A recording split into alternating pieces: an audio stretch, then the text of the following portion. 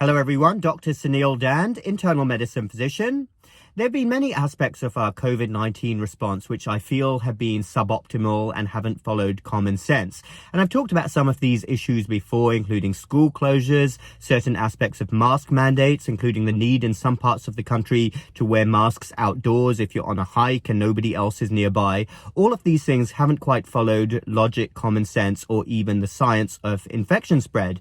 But there's one thing above all others, which whenever I've heard about it has made me disappointed, sad, and also, if I'm honest, quite angry as well. And that is whenever I've heard stories of COVID-19 patients dying alone in the hospital.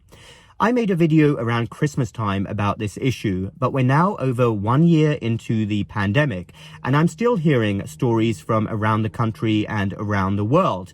And to be honest, the hospitals that I've been working in have been a bit better at this than others, but clearly it's still an issue in so many places, and I do feel very strongly about this.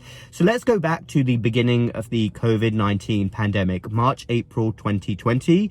I can understand some hospitals were overwhelmed and we didn't know quite what was going on, so we wanted strict infection control policies. But we're now well over a year, almost a year and a half into knowing about COVID-19, and we are still strictly enforcing these rigid policies. And let's think about this. When a patient is in the hospital with COVID-19, many professionals are going in and out of the room all the time. Doctors, nurses, respiratory therapists, house staff, cleaners. And in the unique and tragic circumstance of a patient actively dying, I do not understand why we couldn't arrange to fit relatives with personal protective equipment. I'm sure many of them would be happy to isolate afterwards if need be. There are always common sense ways around this, but some healthcare administrators are still adamantly refusing to allow this to happen. And these poor people are having to die alone. Personally, if it was me, if my loved one was in the hospital dying alone and I was right outside, I would say, well, give me a hazmat suit or even an astronaut suit, but allow me to be there with my loved one during their final few days or hours. This is a human rights violation. Let me put it bluntly, this is a human rights violation. And let's think about why this is cruel and unnecessary. Since the dawn of time, literally since cavemen, it has been basic cultural tradition, and this transcends all cultural boundaries, to be with your loved one during their final few days or hours when they are ailing. This is a natural human desire. And human beings, sadly, have been dealing with pandemics since the dawn of time.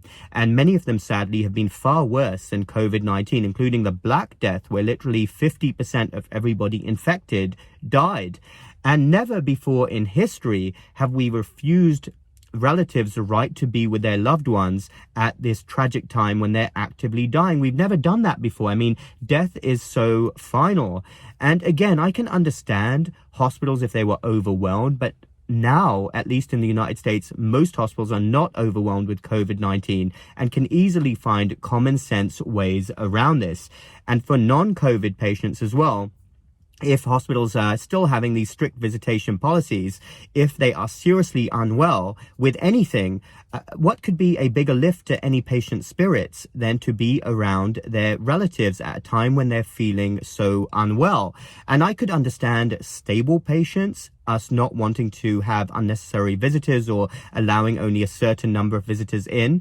But for a patient who's dying, that takes things to a whole new level. And we have to find ways to allow this to happen. And this is nothing to do with the doctors and nurses who have been heroes since the beginning of the pandemic. This is a hospital administration issue. And what I would say to any healthcare administrator out there who is rigidly enforcing these rules is imagine the person you love most in the world actively dying.